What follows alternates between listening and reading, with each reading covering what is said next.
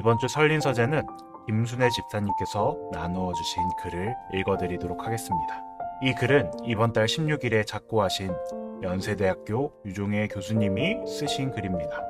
올해로써 내 나이 92세가 되어 제법 장수의 사람이 된 것 같이 생각되었으나 우리 학교의 선배 교수 김명석 교수가 102살인데 얼마 전 100년을 살아보니란 책을 써서 가다 읽어보니 두 가지를 강조하였다. 첫째는 감사하며 살 것, 둘째는 모범이 되는 생을 살아야 한다고 강조하며 기독교를 믿는 선배 교수에게서 좋은 것을 배웠다고 생각되었다. 나는 지난 12월 11일 집에 다 와서 급하게 달려오는 자동차를 피하다가 우리 집 옆에 길에서 넘어져서 부상을 당했다. 마침 길을 지나가던 청년의 도움으로 일어나서 화력을 다해 집에까지 왔다. 그날이 토요일 오후라 병원에 가지 못하고 집에서 집사람이 준비한 진통제로 집에서 월요일까지 요양을 하는데 어찌 아픈지 기침을 해도 가슴이 찢어지는 것 같이 아파 나의 실수지만 스스로 불행한 자신을 원망하였다.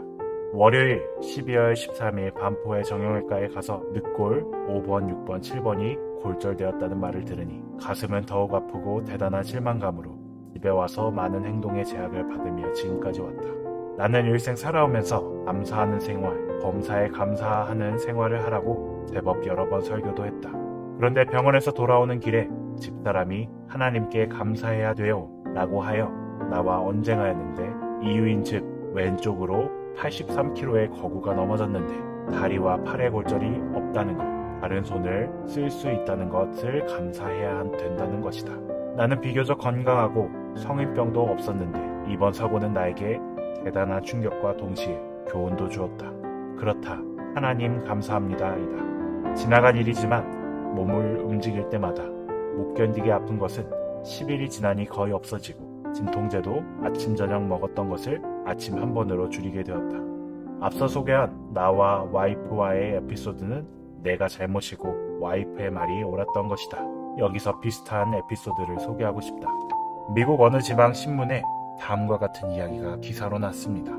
어느 회사의 전무인 40대의 남자가 혈압으로 쓰러져 그만 반신불수가 되었습니다. 병원에 입원하여 매일 실망과 좌절에 빠져 자신의 신세 타령을 하면서 짜증과 불평, 불만으로 옆에서 수발드는 부인조차 견딜 수가 없었습니다. 그러던 어느 날 친한 친구의 문병을 받고서 이야기를 나누었습니다.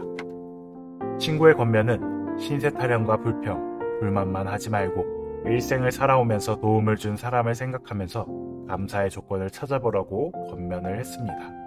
처음에는 감사할 조건이 조금도 생각나지 않았습니다. 자기에게 도움을 준 사람도 별로 생각나지 않았고 그저 짜증만 났고 부인도 자식도 친구들도 고맙지가 않았습니다. 그러나 그는 노력을 해서 지난날을 회상하는 가슴속에 뭉클한 한 생각이 떠올랐습니다. 그것은 초등학교 때 여선생님의 생각이었습니다. 그는 초등학교 때 그렇게 공부를 잘하지 못했는데도 늘 담임 선생이 칭찬을 잘 해주어서 용기를 얻어 공부를 열심히 하게 되었고 중고등학교와 대학을 5등으로 졸업하고 취직하여 회사의 중역까지 되었다는 생각을 하니 가슴이 뜨거워지기 시작했고 어릴 적 그 여선생님이 그렇게 고마울 수가 없었습니다. 그는 여기저기 수소문해서 그 여선생님이 계신다는 양로원의 주소를 찾아 간단한 사연을 편지로 썼습니다. 선생님, 감사합니다. 저는 윌리인데 지금 반신불수가 되어 있습니다.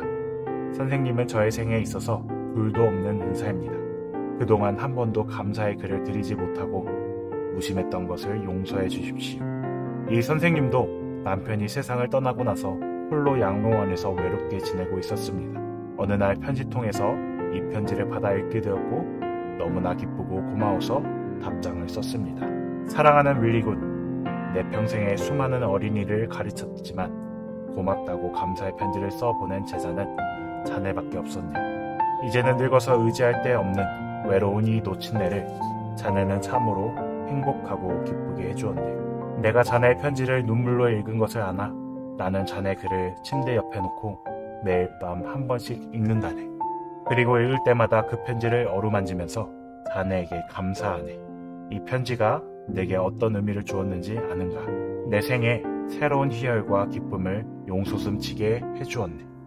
나는 자네의 편지를 내 교편 생활의 유일한 보람으로 알고 내가 죽는 날까지 간직하려 하네. 자네의 건강을 간절히 기도하면서 그대의 선생. 이 편지를 읽는 순간 침대에서 벌떡 일어나 앉을 수 있었습니다. 그 뒤 그는 삶의 용기를 찾았습니다. 걷는 연습을 했습니다. 말하는 연습을 했고 재활 운동에 사력을 다한 결과 건강이 점점 좋아졌고 다시 직장에 복직하게 되었습니다. 그리고 부사장이 되고 사장이 되었습니다. 범사에 감사하라는 구절만큼 잘 알려진 말도 없습니다. 그런데 그것을 정작 행동으로 옮기려면 참으로 어렵습니다. 그 까닭은 바로 이 구절에 범사에 라는 말이 전제되었기 때문입니다. 큰 사고를 당하거나 난치병으로 사경을 헤맸던 사람들은 한결같이 하는 말이 있습니다. 그것은 무사히 살아있다는 것 자체가 얼마나 감사한 일인지 모른다는 것입니다. 오늘 나의 생명에 감사할 수 있는 사람은 범사에 감사할 수 있는 기본이 진정으로 닦여진 사람이기 때문입니다. 위에서 내가 겪은 실수로 생명도 잃을 수 있는 큰 사고에서 순간 감사하는 마음을 잃은 것을 깊이 뉘우치며 반성합니다.